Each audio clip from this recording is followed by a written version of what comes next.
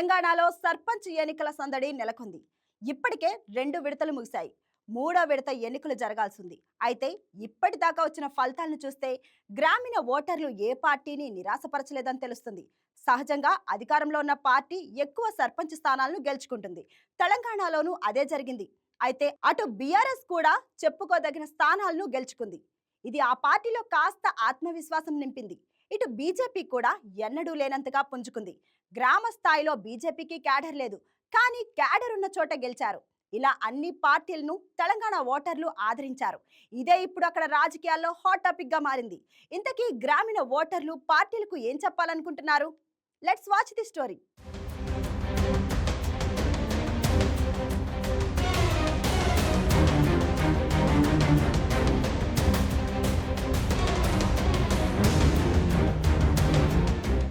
తెలంగాణ పంచాయతీ ఎన్నికల ఫలితాల రెండో విడత కూడా పూర్తయింది. ఇవి పార్టీల పరంగా జరిగే ఎన్నికలు కాకపోవడంతో గెలిచిన అభ్యర్థులు ఏ పార్టీకి మద్దతుదారులు అనే విషయంలో బయటకు కొంత గందరగోళం కనిపిస్తుంది. అయితే గ్రామ స్థాయిలో మాత్రం స్పష్టత ఉంది. ప్రతి పార్టీ తనకు అనుకూలంగా ఉన్న అభ్యర్థులను తమ వారీగా ప్రచారం చేసుకుంటుంది. అయితే ప్రచారం ఎలా ఉన్నా మొత్తం గెలిచిన స్థానాల సంఖ్యను పరిశీలిస్తే పరిస్థితి స్పష్టంగా అర్థమవుతోంది. ఇంకా ఒక విడత మిగిలి ఉండగానే ఇప్పటికే 2 విడతల్లో దాదాపు 9,000 పంచాయతీలకు పోలింగ్ పూర్తయింది. ఫలితాలను పరిశీలిస్తే ఏ ఒక్క పార్టీ కూడా నిరాశ చెందే పరిస్థితి కనిపించడం లేదు. బీజేపీ సైతం గ్రామ స్థాయిలో తమకున్న బలానికి తగ్గట్టుగానే ఫలితాలు సాధించినట్లు భావిస్తోంది. అందుకే ఫలితాలపై ఏ పార్టీ కూడా తీవ్ర అసంతృప్తి వ్యక్తం చేయడం లేదు. ఈ ఎన్నికల్లో ఓటరు ప్రత్యేకత ఇదేనని రాజకీయ నిపుణులు చెబుతున్నమాట.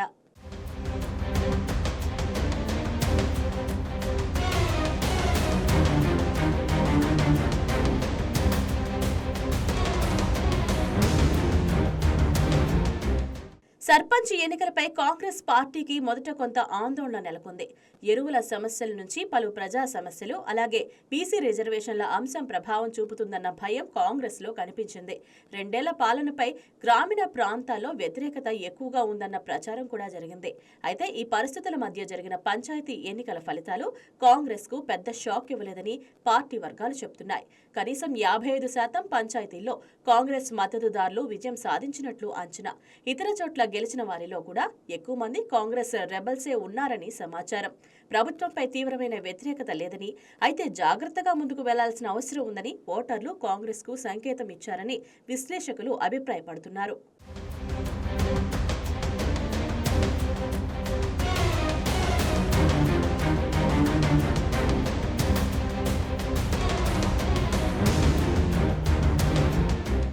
మరోవైపు బీఆర్ఎస్ కు గత ఎన్నికలతో పోలిస్తే ఫలితాలు కొంత నిరాశజనకంగానే ఉన్నాయని రాజకీయ వర్గాలు చెబుతున్నాయి.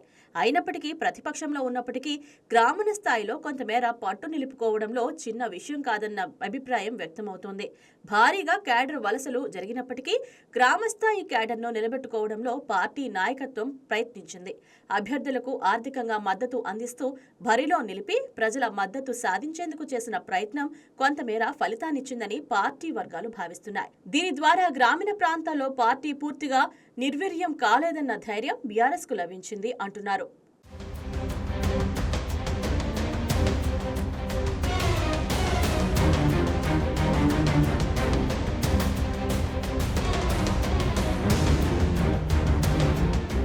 ఇక బీజేపీ విషయానికి వస్తే ఆ పార్టీ సాధారణంగా పార్లమెంట్ ఎన్నికల్లోనే మెరుగైన ఫలితాలు సాధిస్తుందన్న అభిప్రాయం ఉంది.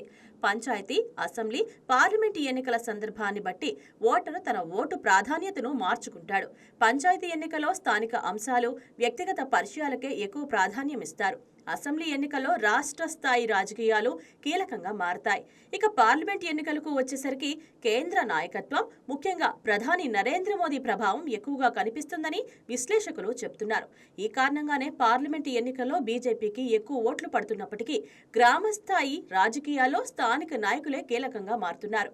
బీజేపీకి గ్రామస్థాయిలో బలమైన క్యాడర్ ఉన్న చోట్ల మాత్రమే మంచి ఫలితాలు వచ్చాయి. మొత్తంగా పంచాయతీ ఎన్నికల్లో బీజేపీ పూర్తిగా విఫలమైందని చెప్పలేము. అయితే పార్టీ ఆశించిన స్థాయిలో మాత్రం సర్పంచ్ స్థానాలు దక్కలేదన్నది వాస్తవం.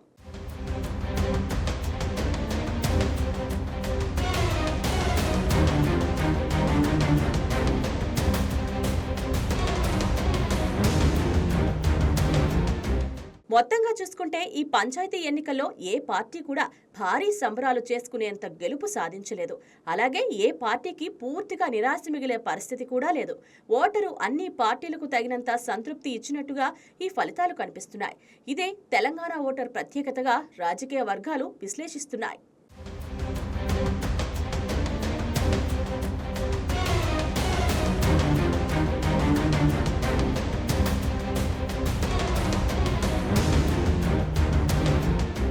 ఈ వీడియో మీకు నచ్చినట్లయితే లైక్ చేయండి, షేర్ చేయండి, మా ఛానల్కి సబ్స్క్రైబ్ చేయండి.